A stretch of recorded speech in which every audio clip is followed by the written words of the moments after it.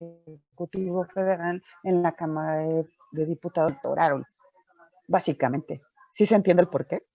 Pues porque no voy a tener una representación, sino que ellos van a estar cumpliendo políticamente con un político. Entonces, a mí y mi representación y mi interés público, pues ya quedó por el suelo, que es en muchas cosas lo que ha estado sucediendo. Porque Maestra, inclusive para eso podrías haber votado por el presidente y votado por otro diputado, pero no, te fuiste con la pinta y tachaste todos igualitos. Ni siquiera sabías quiénes eran, cuáles eran las propuestas, nada. En fin, dime, corazón. solo quería preguntar que entonces no está bien que haya mayoría de un partido. No es que esté bien o esté mal, sino que para que puedas llegar a eso, tienes que analizar perfectamente bien todas las propuestas. O sea, toda la población siempre va a estar inconforme con lo que hay en el gobierno. Y los cambios no necesariamente son malos, sino que tienes que checar que efectivamente existan propuestas productivas o que tú consideres que son productivas para la sociedad, para tu núcleo social. O sea, por ejemplo, te dicen, no sé, voy a ahorrar miles de millones de dólares o de pesos en X cosa. Oye, está padre, pero ¿cómo le vas a hacer? ¿Cómo le vas a hacer? O sea, por ejemplo, decir, voy a ahorrar porque ya no vamos a seguir construyendo un aeropuerto que iniciaba operaciones el día de hoy en teoría, ¿no? Entonces, ok, padrísimo, pero ¿qué implica eso? Pues implica que voy a incumplir contratos y que me van a cobrar, entonces me voy a endeudar, por ejemplo. Es en una fase. Por ejemplo, diputados. No, vamos a armar la ley del aborto. Ok, buenísimo, padrísimo, me encanta. Esa es la propuesta que a mí más me gusta. Y voy a votar por este fulano porque está a favor del aborto. A ver, señores, el aborto está permitido. Lo que no está permitido es que lo hagas cada que te embarazas o cada 3 segundos, ¿no? Específica. Bueno, entonces este cuate, pues la verdad es que me está dando a tole con el dedo porque pues si ya está permitido, lo único que tiene que hacer es modificar una ley existente. ¿Lo hará o no lo hará? Ahí es donde nosotros, como estudiosos de las materias que tenemos como contadores, como abogados, somos capaces de tener discusiones muchísimo más amplias, quizá hasta cierto punto acaloradas. Nunca. Pero lo que sí es un hecho es que para poder hacerlo tenemos que saber cuáles eran las propuestas, por qué votamos, porque hay personas que en serio son fanáticas y por más que pues, están viendo cómo está la situación, siguen defendiendo lo indefendible. ¿Estamos de acuerdo? Oigan, o sea, estás viendo esto, oye, ya salió este, oye, ya agarraron a aquel, oye, este estaba aquí y este está coludido con tal, o sea, no te pases, ¿no? Pero bueno, ¿qué les digo? O sea, cada quien, ese ejercicio de voto es individual, cada uno elige, ¿ok? Entonces, no es malo que exista una mayoría representativa cuando realmente te representa. Pero si no te representa, entonces sí existe un conflicto. Y no llevamos ni 3 años, entonces espérense, o sea, no se espera mucho por venir. Va a estar divertido este sexenio. ¿Ok? Bien. ¿Dudas?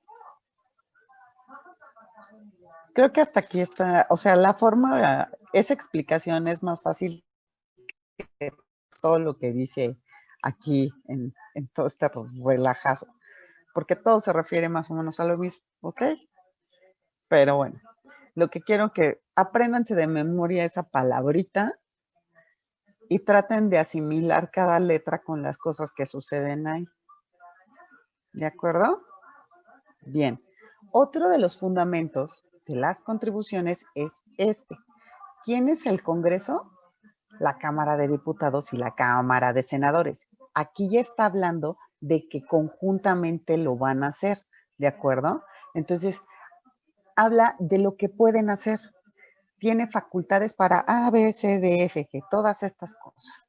A mí la que me interesa, mire, esta, por ejemplo, es para endeudarte.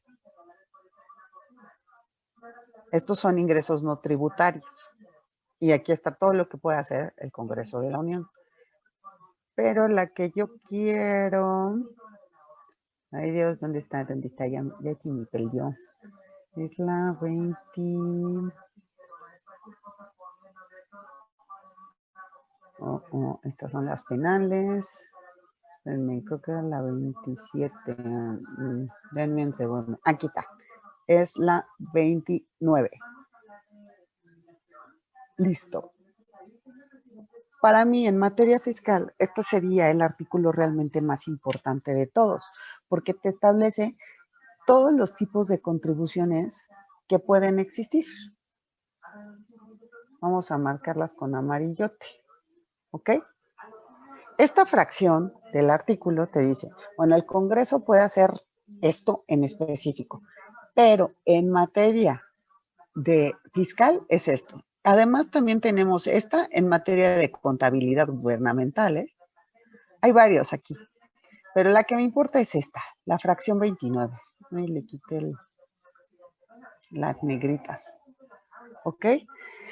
¿En qué puedo poner contribuciones? En el comercio exterior. ¿Por qué en el comercio exterior? Pues porque si tienes la posibilidad de importar o exportar mercancías, ¿qué significa?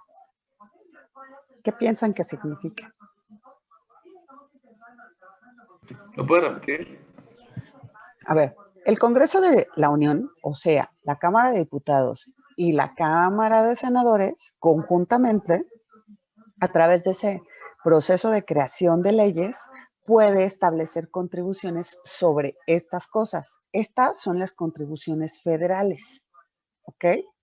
Entonces, sobre el comercio exterior, ¿por qué creen que el Congreso pondría contribuciones al comercio exterior? Porque tienen el dinero para importar o exportar. ¿Y cómo le haces? Vamos a poner un ejemplo. Si yo me voy a los United States, es con los madre, aranceles, ¿no? Una de cosa así. super shopping, los aranceles son una contribución como tal.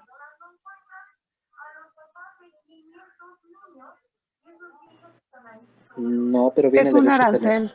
A ver, ¿qué es un arancel? lo que pagas por importar a algún país, ¿no? ¿Pero qué dice Google? ¿Cuál es la definición del arancel? Es un impuesto. Entonces, ¿es una contribución? ¿Es un impuesto? Dice que ¿Existe la ley del impuesto al arancel no sé qué?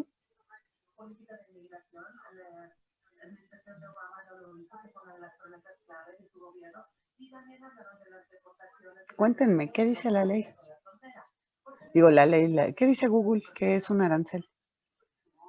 dice que es una tarifa oficial que determina los derechos que se han de pagar en varios ramos, como ¿Que el de determina los qué, perdón? que determina los derechos que se han de pagar en varios ramos. Derechos. ¿Se acuerdan que ya vimos lo que era un derecho? Sí. ¿Qué era un derecho? Un permiso que daba el Estado. Ah, es un permiso que te da el Estado para ciertos efectos. Entonces, el arancel como tal no es un impuesto. ¿Ok? Sí, es un derecho para que tú puedas llevar y traer mercancías de determinados lugares. Por ejemplo, lo que iba a decirles. Imagínense que yo me voy a los United States y agarro y me compro una maleta gigante y compro ropa de 20,000 marcas porque fui al mall de McAllen. Todas para mí, zapatos. Es más, me compré ropa interior en Victoria's Secret, me compré una bolsa en Coach, me compré, no sé, jeans en Tommy, puras así de marca. Y llego al aeropuerto con mi maletota gigante de ropa nueva, porque, híjole, no, yo así súper fresa, padrísimo. Me fui de shopping y allá me costó la tercera parte de lo que me costaba aquí, porque aparte fui en el Black Friday, que ya viene, por cierto. Profesora, ¿Mm? bueno, yo lo que creo que es sobre el comercio exterior es porque está saliendo o está entrando algo del territorio del estado. Pues yo estoy trayendo mi maletota de ropa, es para mí solita. Es Ah, que, bueno, yo lo perdón. entendí que simplemente por el hecho de estar entrando y saliendo del país, ya por eso se te pone una contribución, ¿no? Efectivamente. Entonces, si yo llego al aeropuerto de la Ciudad de México y resulta que pucho el semáforo antes de pasar la aduana y el semáforo se pone en rojo, yo tengo que comprobar de dónde saqué toda la lana para comprar toda esa basura y que efectivamente la voy a usar únicamente en mí. ¿Por qué? Porque puedo traerla para revenderla al triple. Entonces, normalmente cuando nosotros los mexicanos que conocemos la legislación nacional hacemos ese tipo de cosas, ¿qué es lo que sucede? Bueno, vamos, presentamos nuestros tickets ante un organismo allá, normalmente están establecidos en los Best Buy, que aquí en México también hay. ¿Y qué sucede con estas cosas? Bueno, pagas $10 para que te hagan un cálculo en ese momento de todo lo que has comprado. A lo mejor te fuiste una semana, todo lo que compraste en esa semana con todos los vouchers o tickets que hayas comprado. Aquí estoy declarando que compré todo esto. Ahora, ya que lo declaré, te emiten un papelito y te dicen, esta persona pagó tanto de impuestos, como existe una diferencia de sus compras con los impuestos internacionales, inclusive le vamos a devolver, no sé, $30. Ay, tu padrísimo, me hicieron una devolución de mis impuestos.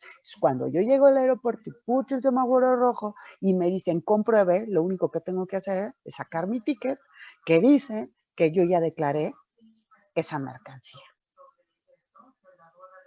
Pero cualquier otro hijo de vecino, por no ir a perder el tiempo en la declaración, se viene ahí con todo el maletón valiéndole pa' puro pepino. ¿Y qué va a pasar cuando toque el semáforo rojo y no pueda comprobarlo? Pues una de dos, o saca todos sus tickets que traigan los impuestos ahí,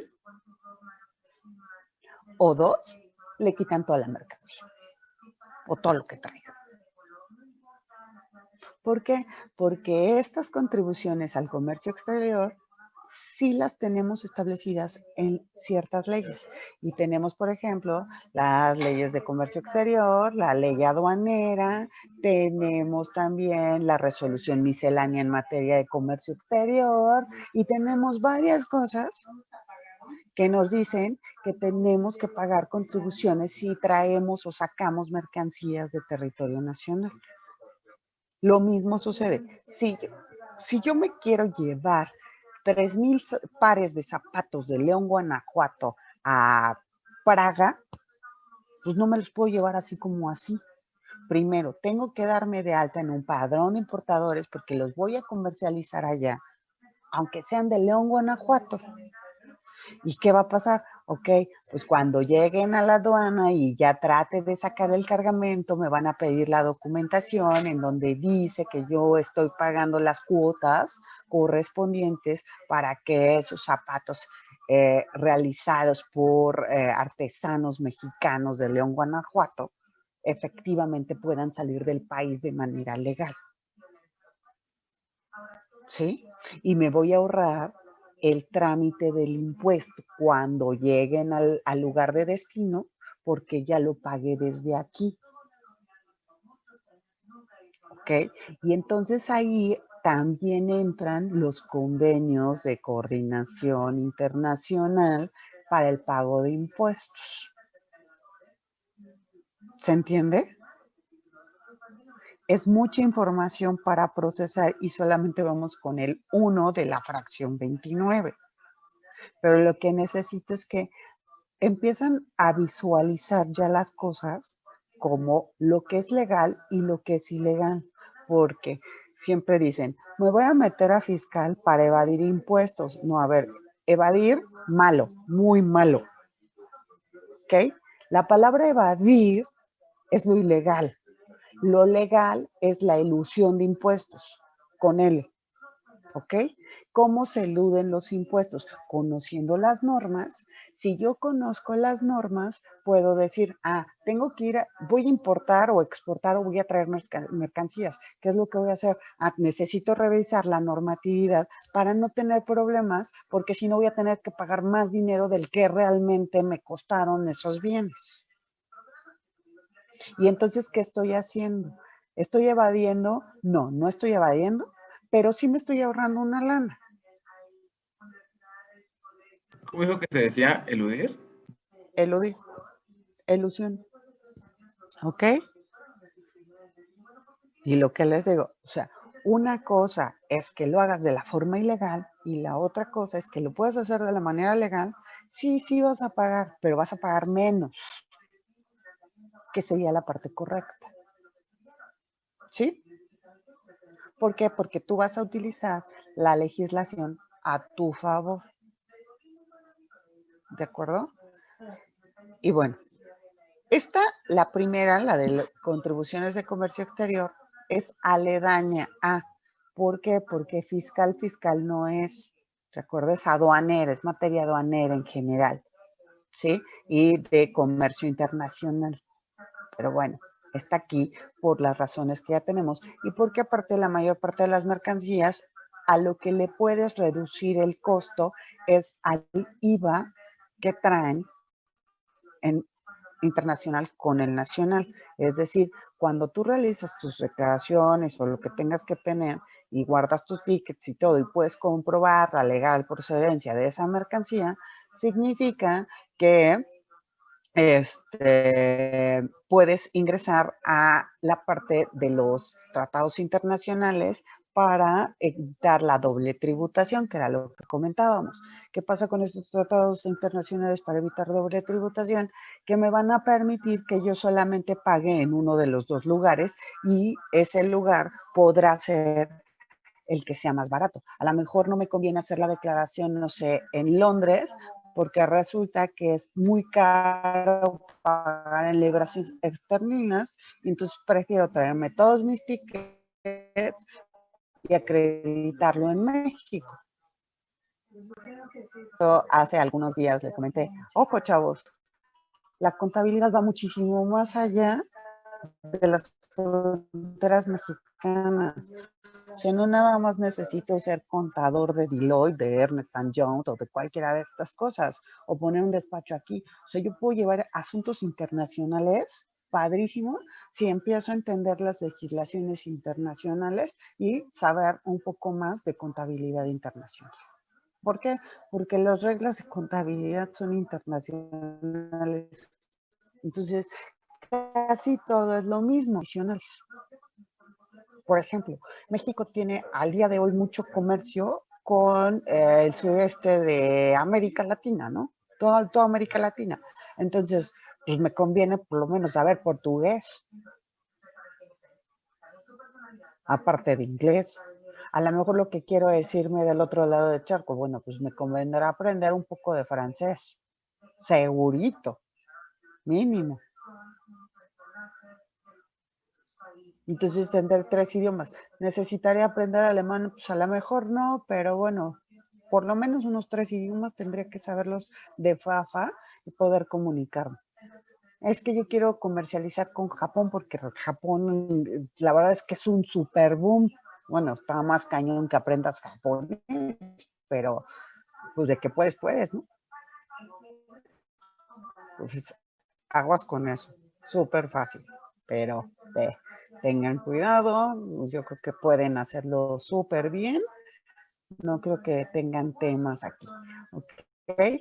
Otra cosa sobre la que puede establecer contribuciones el Congreso es sobre el aprovechamiento y explotación de los recursos naturales comprendidos en los párrafos 4 y 5. ¿Cuáles serán? Productos y aprovechamiento, ¿se acuerdan? Entonces, creo que no tenemos como que mucho tema porque nosotros ya dominamos eso. ¿Están de acuerdo? Entonces, ustedes saben que pueden ser aprovechamientos, derechos, productos, esos entran dentro de esa numeral 2 que tiene este artículo 73, fracción 29. ¿Ok? Pues, hay más cosas arriba, a lo mejor me regreso, pero a mí ahorita el que me interesa explicar es este porque es la parte como más compleja. ¿Ok? Luego habla de instituciones de crédito y sociedades de seguros. ¿Qué quiere decir esto? Estos cuates normalmente lo que hacen es pagar derechos ante las comisiones. Entonces, para operar como institución de crédito y sociedad de seguros o sociedad mutualista de seguros que entran dentro de las de seguros, ¿cuáles son las instituciones de crédito? Los bancos. Todos estos cuates necesitan autorizaciones especiales y pagar ciertos derechos al Estado. ¿Por qué razón? Porque originalmente el servicio de banca y crédito era un servicio del Estado, ¿ok? Que fue privatizado a través del tiempo. Este sí tiene una trascendencia más histórica. ¿Ok? Originalmente solamente existía un banco en territorio nacional, que era el Banco de México, pero el Banco de México ha dejado de ejercer esas funciones. Al día de hoy, su principal función únicamente es la de emisión de moneda. ¿Ok? Que ustedes saben que la moneda es el bien fungible por excelencia porque se puede cambiar por cualquier cosa de la misma cantidad, calidad y precio en cualquier momento. ¿Ok? ¿Dudas? Bien. Habla el 4 sobre servicios públicos concesionados o explotados directamente por la Federación. ¿Cuáles eran esos? Profesora, perdón. ¿Puede decirme, repetirme el derecho que pagaban las instituciones de crédito? ¿Cómo se llamaba? No, pues, actualmente pagan derechos. Nosotros ya dijimos que eran los derechos, ¿se acuerdan? ¿Qué, Sí. ¿qué definimos que era un derecho? Un permiso que daba el Estado. Un permiso que te paga, que da el Estado. ¿Y por qué lo están pagando? Porque originalmente el servicio de banca y crédito lo otorgaba el Estado. ¿Ok? Al día de hoy es un servicio privatizado. De hecho, cuando hacen sus marchas de las privatizaciones de Pemex, me encantaría saber si efectivamente entienden lo que es una privatización. O solamente piensan que es algo malo. Una privatización no necesariamente es algo malo. Se da ¿por qué razón? Pues porque se necesita una inyección de capital para poder seguir con los servicios, prestando esos servicios o para poder explotarlos, maximizarlos, etcétera, etcétera. Entonces, ¿qué sucede con las privatizaciones? Pues tenemos al día de hoy muchísimas cosas en México se han privatizado. Se privatizó, por ejemplo, el servicio de banca y crédito, se privatizaron los seguros. Originalmente los seguros solamente se otorgaban por parte del Estado y eran a través del IMSS y del ISSSTE. Al día de hoy, pues eso ya es básicamente imposible. Están rebasados, se ha privatizado el agua, se privatizaron las telecomunicaciones, ¿okay? Se ha privatizado las bolsas, los mercados financieros. Originalmente el mercado financiero era del Estado y ahora ya es una empresa privada. Entre otras miles de millones de cosas. Entonces, si se llegara a privatizar el petróleo, pues tampoco sería algo malo como tal. Lo único que sí sucede es que, por ejemplo, antiguamente, vamos a poner el ejemplo más fácil, el de las telecomunicaciones. Antes, por hablar por teléfono, no te cobraban nada, había cabinitas en toda la ciudad, en todas partes, en donde podías hablar gratis a todo lo que era territorio nacional y Estados Unidos. No tenías mayores broncas.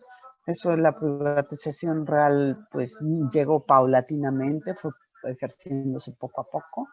El gobierno lo que hizo es que primero endeudó toda esa parte, es decir, vendió bonos de telecomunicaciones o de Telmex, que era una empresa literalmente mexicana, y bueno, se terminó concesionando a particulares, no a uno en específico, en ese momento eran varios.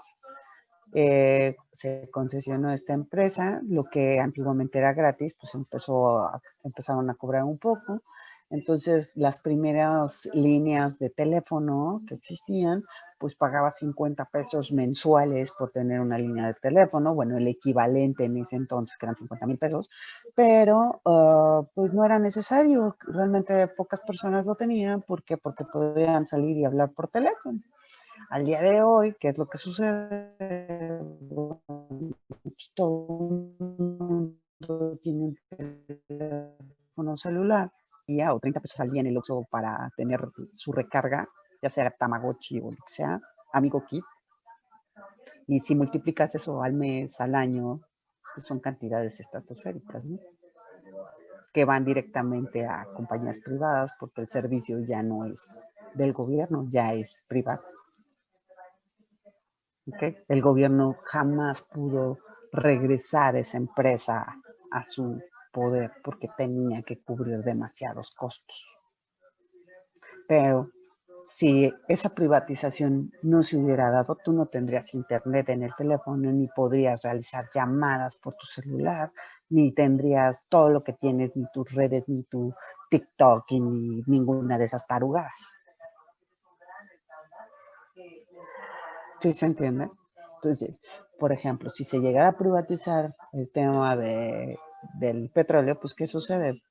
Nada, o sea, simple y sencillamente vas a tener que seguir pagando, pero a lo mejor ya no vas a utilizar gasolina, sino algún otro producto súper mega guau que te pueda agilizar la vida, como lo son los celulares al día de hoy. Antes el agua era gratis, podías abrir la llave y tomar agua, ahora te da pavor tomar agua de la llave y lo que haces es que vas y compras botellas y botellas y botellas de agua. Cuando efectivamente no sabemos si realmente está contaminado o no lo está. ¿O no?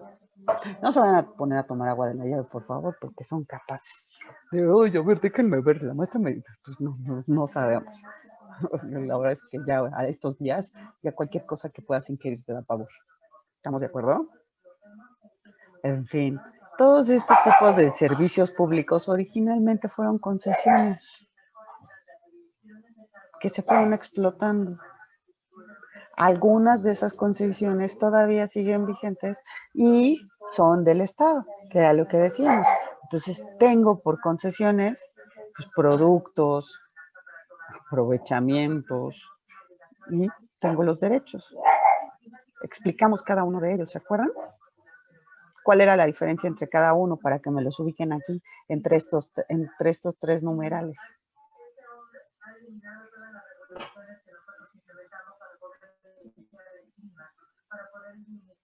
El 2 es aprovechamiento. El 3 es parte de los derechos. El 4, ¿qué es? Estos son los productos. Y luego te pone el quinto, ¿ok? El quinto, ¿qué dice?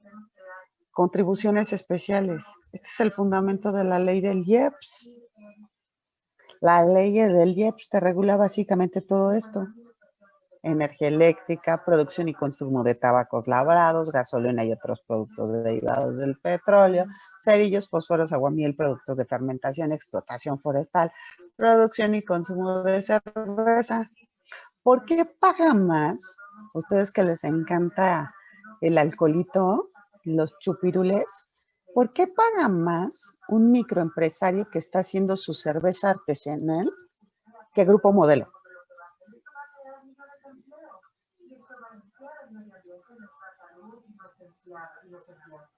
Porque no tiene un acuerdo gubernamental o algo.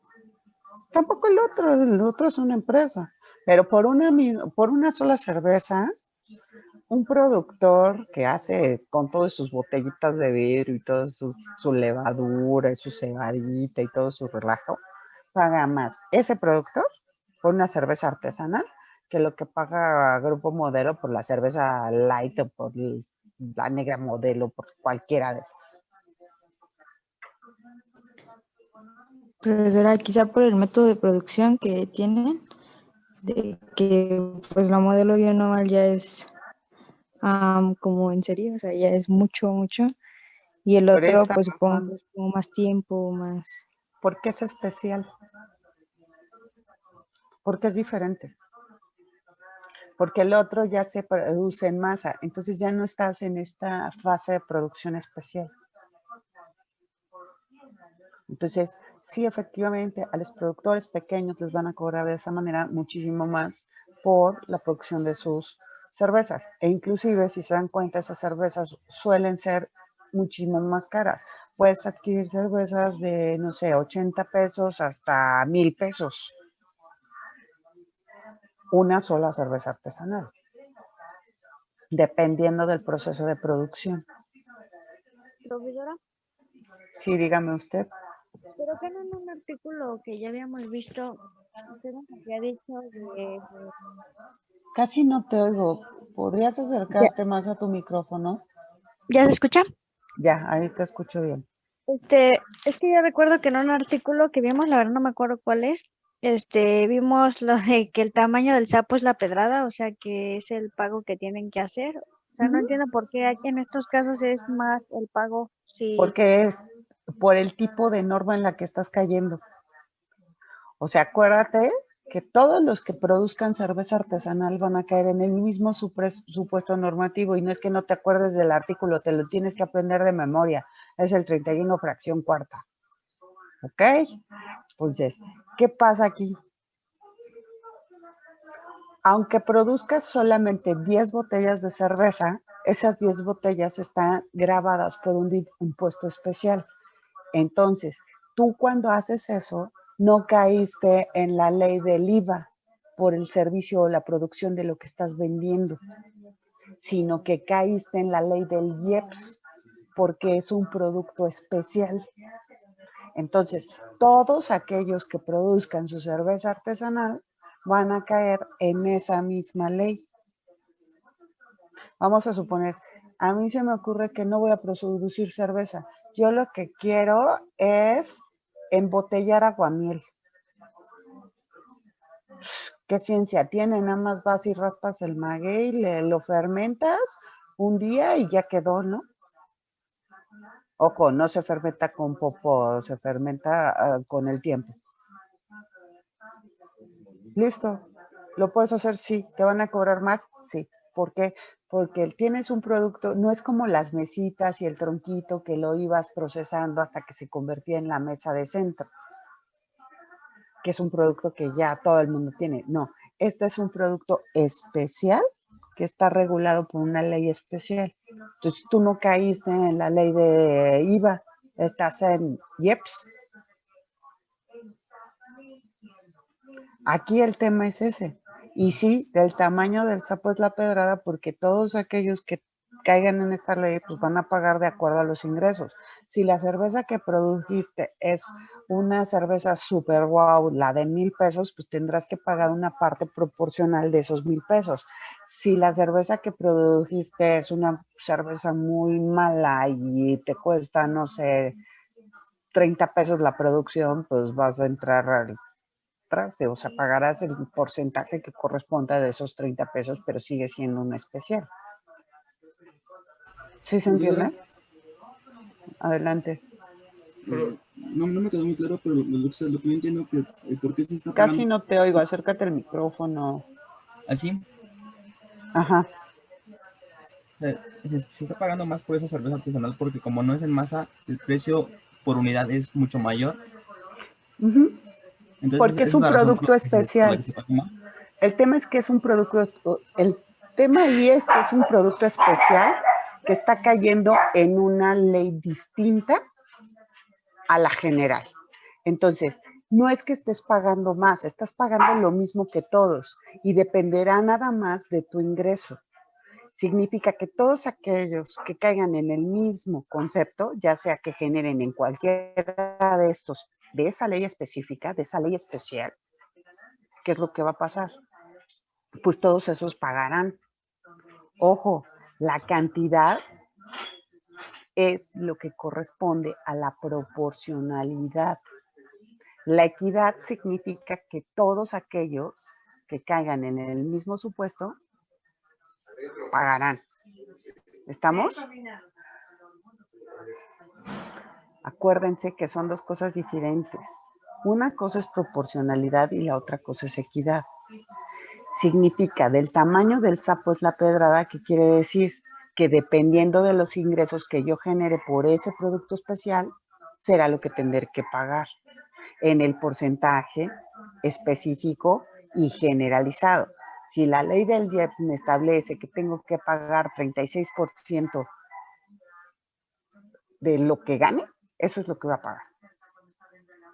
En mayor o menor cantidad, de acuerdo a mi nivel de producción. ¿Sí? Y la proporcionalidad, bueno, esa es la parte proporcional. La equidad, todos aquellos que caigan en el mismo supuesto normativo, pagarán por igual. Entonces, si a mí el día de mañana se me ocurre poner mi empresa de chelas, pues ya sabré a qué me voy a tener, porque en principio no son de implementación rápida. ¿Ok? Entonces, todos los que venden cerveza, pues pagarán cierta proporción, pero pues, si mi cerveza es muy mala, no entra como un artículo de lujo o especial. O sea, es lo mismo. Si yo lo que produzco, por ejemplo, no es cerveza, sino lo que hago es que importo y exporto caviar.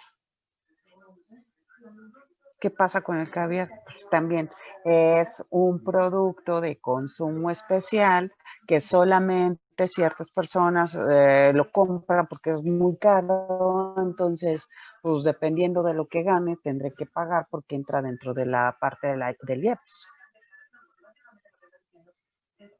¿Sí? Profesora. Por ejemplo, si fuera, no sé, lo único que estoy, lo único que estoy comprando y vendiendo a lo mejor solo son, no sé, huevos de pollo, pues ¿qué va a suceder? Pues solamente voy a generar mi IVA correspondiente. ¿Por qué? Pues porque es un producto que no está catalogado como un producto de lujo o un producto especial. Entonces, todos los que vendan huevo, ya sea la Bachoco, ya sea San Juan, la marca que tú quieras, va a entrar dentro de la otra ley. ¿Qué pasó, Luis Ángel? La duda que tenía, entonces, aquí los especiales entran, pero por los procesos. Algunos. Y para ello tienes que ver la ley que tiene esto. ¿Y cuál es la ley que tiene esto? La ley del IEPS.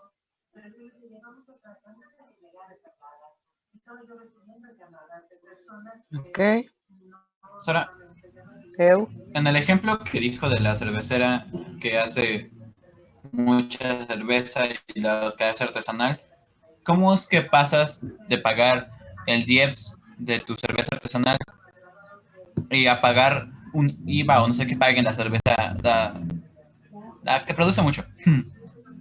O sea, a ver, sí lo pagas porque entra dentro de, pero tu calidad es malísima y aparte tienes muchísimo más opciones para acreditarlo. ¿Cómo te lo explico? Por ejemplo, vamos a suponer que tú vendes 10 cervezas artesanales y Grupo Modelo vende 100,000 cajas de Negra Modelo. ¿Qué pasa con eso? Pues esas 100,000 cajas hacen también la diferencia. Tu cerveza corriente tiene que, pues menos factor de producción, tiene menos costos y menos presupuestos. Ahí es donde le estás bajando. Entonces, cuando tienes que pagar el impuesto, ¿qué sucede? Bueno, por una sola botella de cerveza que cuesta, no sé, 20 pesos, a la otra que cuesta 80 pesos, ¿cómo funciona? ¿Quién va a pagar más? Por lógica básica. Sí entiendo que va a pagar más al que sale más cara. Pues la que sale más cara, efectivamente, porque sí, tiene mejor calidad que la que sale más barata.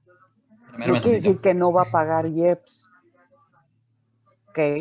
Los dos están en el mismo supuesto normativo, nada más que esta, por ser corriente, va a pagar muchísimo menos que esta que tiene producto de calidad. ¿Ya? Pero Maestra, yo tengo... Esperen, dejen que termine de hablar Jordi Montiel. Es que yo entiendo que en el IEPS las bebidas con contenido alcohólico se pagan por el contenido de graduación alcohólica. Y aparte algunas. Ajá.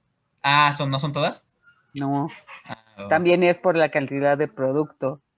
Okay. Entonces, sí, efectivamente, la de acá, la de 80 varos, es de 11 grados de alcohol y la porquería de acá tiene 4 grados de alcohol o 5 grados de alcohol. Entonces, ¿cuál va a pagar más? Pues esta de acá. O sea, ese es el tema. ¿Caen en el mismo supuesto normativo? Sí, las dos. ¿Estamos de acuerdo? ¿Por qué? Pues porque es una producción de y es en IEPS. Ok, las dos están en el mismo lugar. Pero esta, por las características especiales que tiene, sube el precio de esta.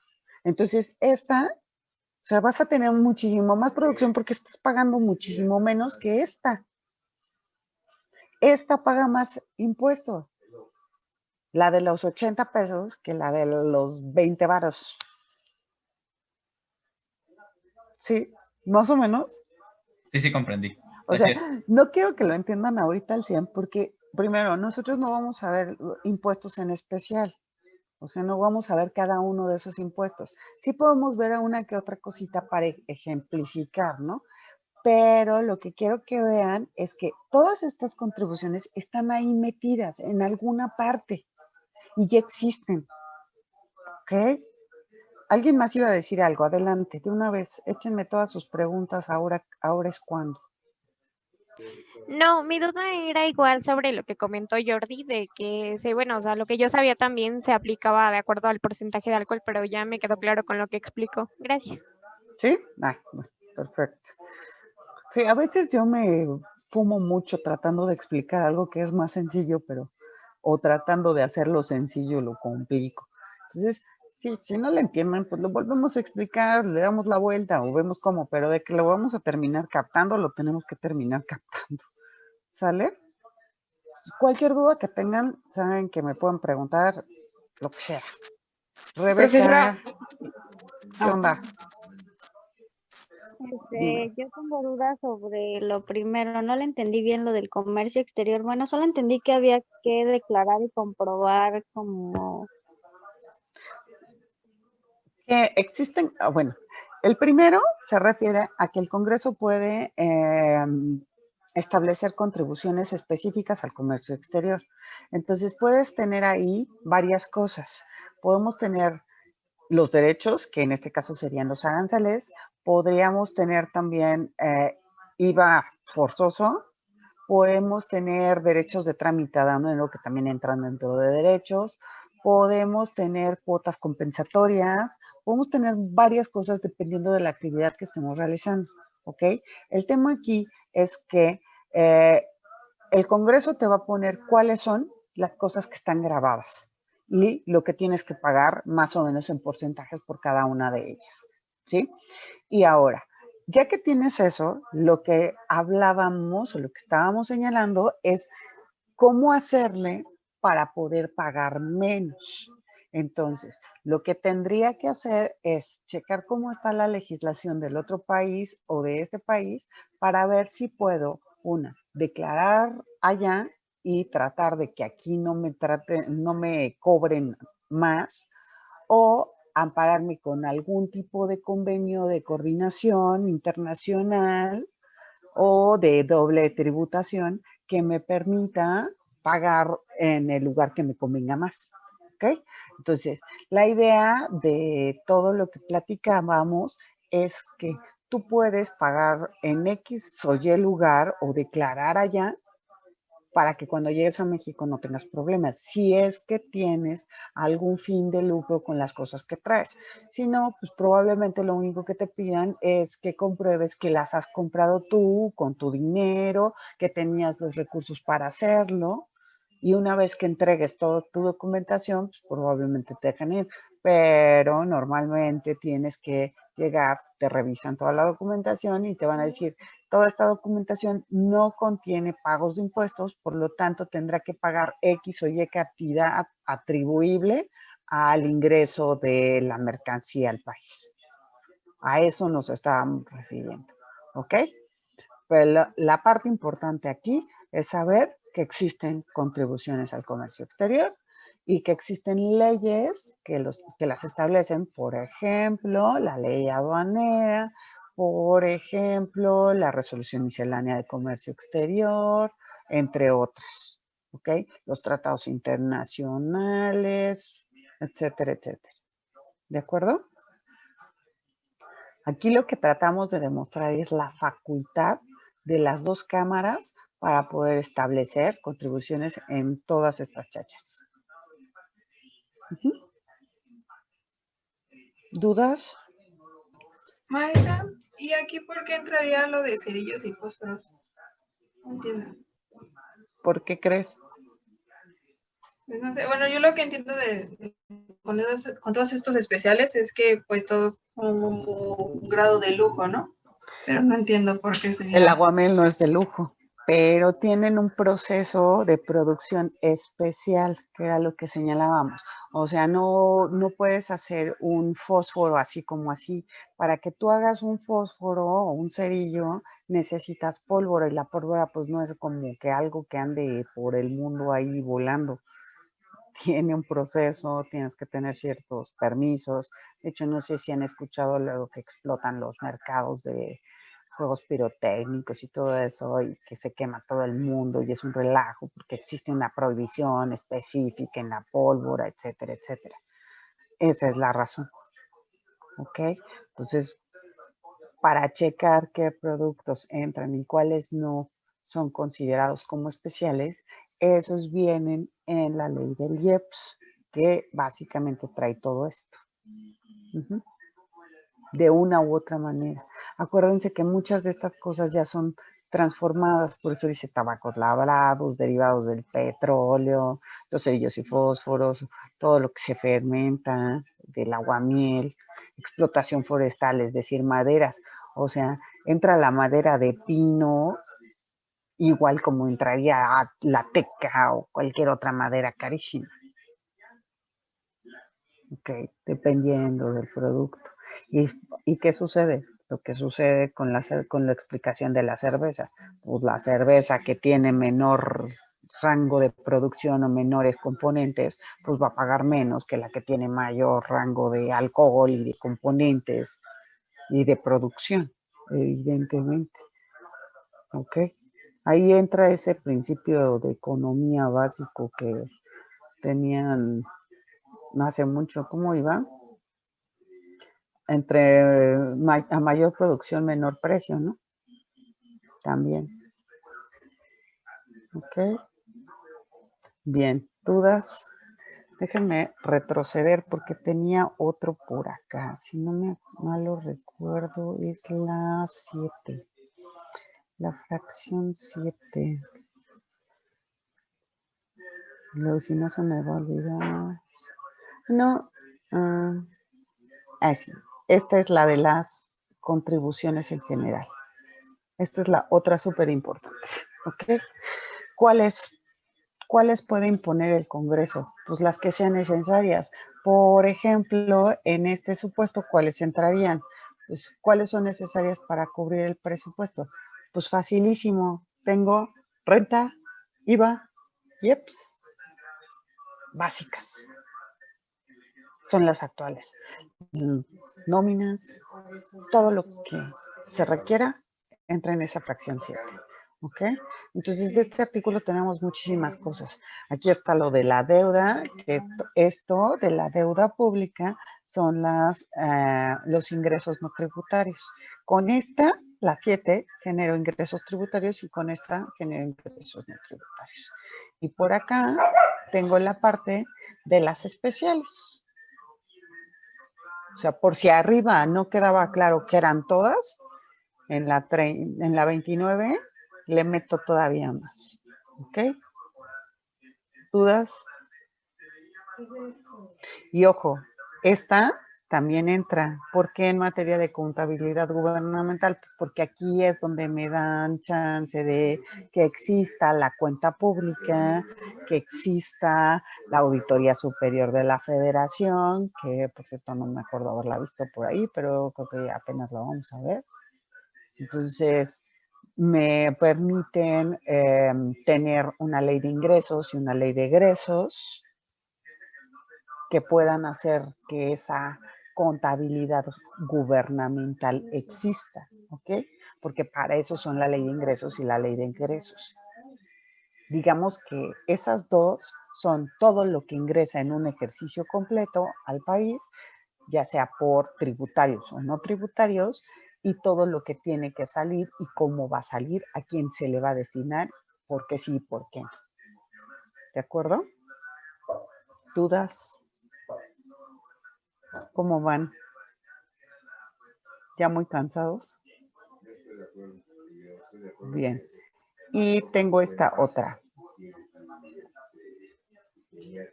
Esta me encanta porque aquí tengo la de, este es el fundamento, por ejemplo, de la Ley de Coordinación Fiscal.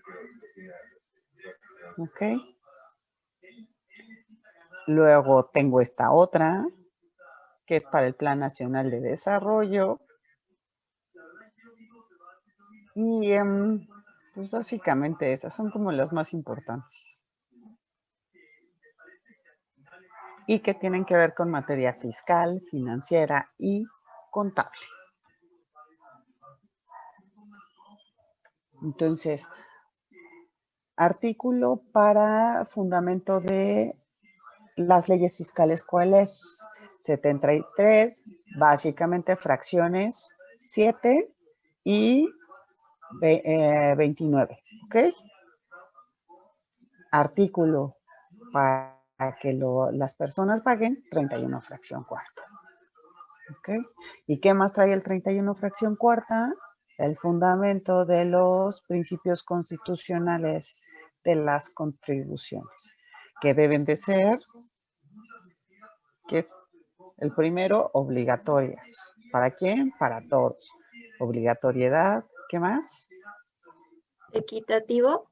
Vinculación con el gasto público primero, después viene proporcionalidad, equidad y legalidad. Legalidad. ¿Ok?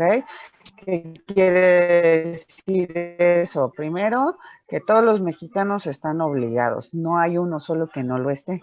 En algún momento de su vida tienen que llegar al pago de contribuciones, como ya lo habíamos mencionado. ¿Ok? Segundo, que del tamaño del sapo tienen que ser las pedradas, pues porque tiene que ser proporcional a lo que ganan. Tercero, ¿qué quiere decir que sea equitativo? Pues que todas aquellas personas que caigan en ese hecho generador, en ese supuesto normativo que nosotros ya no sabemos de súper memoria, ¿qué va a pasar? Que van a tener que pagar de acuerdo a lo que ganen. Y luego, ¿qué más viene? Vinculación. ¿Qué quiere decir que estén vinculados? Que todo ingreso por concepto de contribuciones debe de ir al gasto público, es decir, a la colectividad. Y por último, legalidad, que deben de haber sido expedidas de acuerdo al proceso legislativo por el Congreso de la Unión y estar establecidas en una ley antes de que sean cobradas. ¿Estamos? ¿Se entiende ya todo así súper bien, perfecto? Qué padres los artículos de la Constitución y ya entendí por qué tengo que ver un chorro. Ay, maestra, qué hueva. Sí, a mí también me da flojera. Imagínense esto cada semestre. Entonces, uno también se vuelve medio loco. Pero es importante que lo conozcan ustedes. ¿Dudas? ¿Comentarios? Y eso significa que ahora que lleguemos a código, que ya prácticamente estamos como a 2 clases máximo, yo creo que la otra semana ya estamos entrando con código, ya ustedes son súper ágiles porque aparte ya más o menos vieron cómo lee y cómo interpreta la profe. Entonces, ¿qué significa eso? Que ya pueden leer padrísimo Código Fiscal de la Federación. ¿Estamos de acuerdo? Sí, maestra. Bien. No me voy a meter mucho con las facultades exclusivas, pero pues ya nos la sabíamos, ¿no? Aquí está, esta es la más importante, de lo más importante, porque en Cámara de Diputados.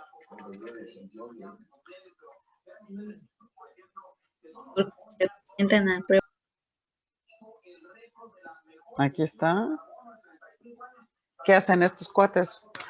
¿De quién es la lana, chavos? Del pueblo.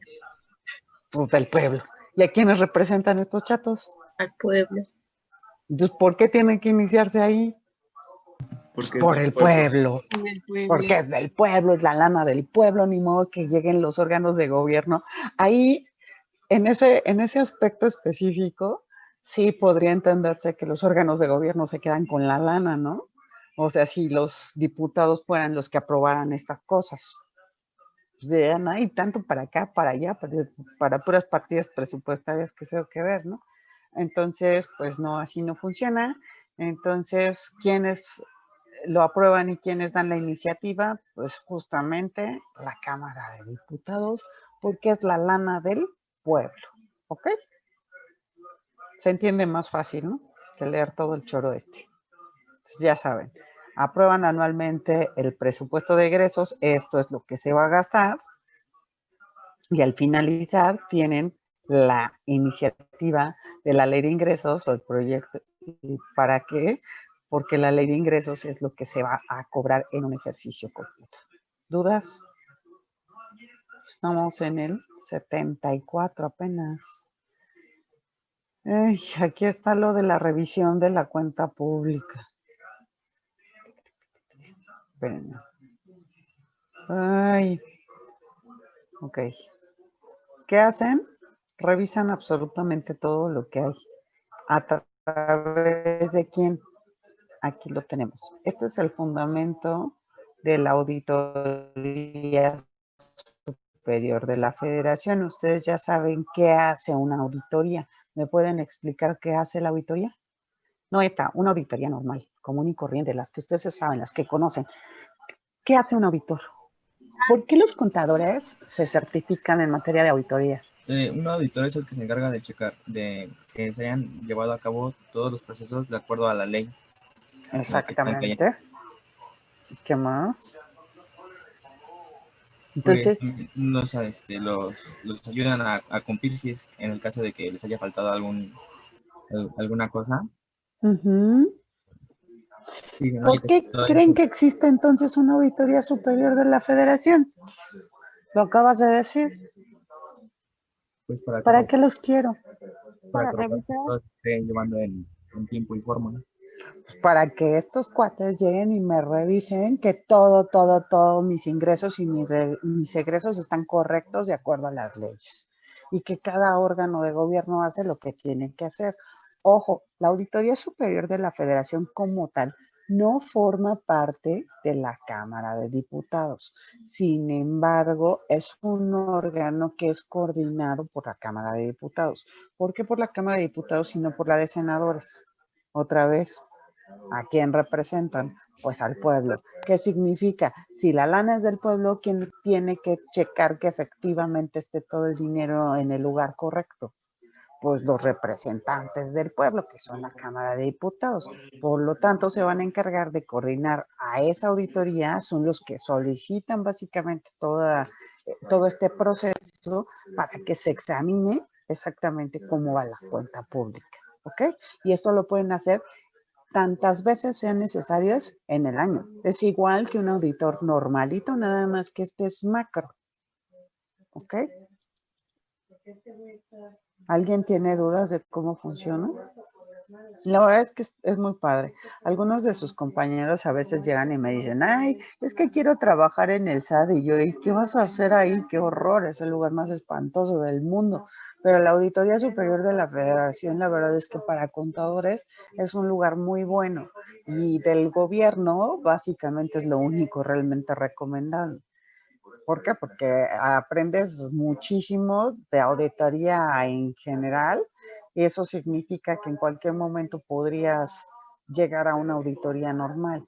Y lo que yo siempre les he recomendado, yo no puedo ayudarlos en ese aspecto porque yo soy abogado, pero ustedes siempre se pueden auxiliar de uno de los contadores certificados que en algún momento se atravesará en su carrera, y eso implicará que podrían pedirle que los ayude a conectarse con el colegio para obtener la certificación. Si bien igual y no la usan de forma inmediata, es algo que todo contador por default debería de tener.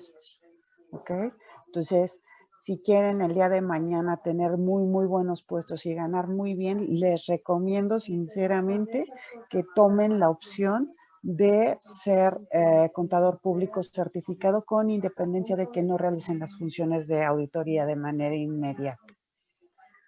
Entonces, chéquenlo, y ya sé que la mayor parte de los maestros son muy bravucones, entonces tendrán que encontrar el que efectivamente tenga las conexiones correctas en el colegio para que les permita hacer este tipo de situaciones, y a su vez en los órganos de gobierno para también sacarlo. A lo mejor cuesta un poco de dinero, creo que cuesta como, no sé, creo que son como 10,000 pesos, pero vale la pena pagar por eso, porque son 10,000 pesos que van a ser redituables en un corto plazo.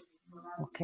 Entonces piénsenlo, y si es necesario, pues pónganse a ahorrar sus 10 pesos diarios para que puedan hacer esto en algún momento de sus vidas. Oigan, es fácil. ¿Cuánto ahorro si junto 10 pesos al día, al año? ¿Cuántos años tendría que ahorrar?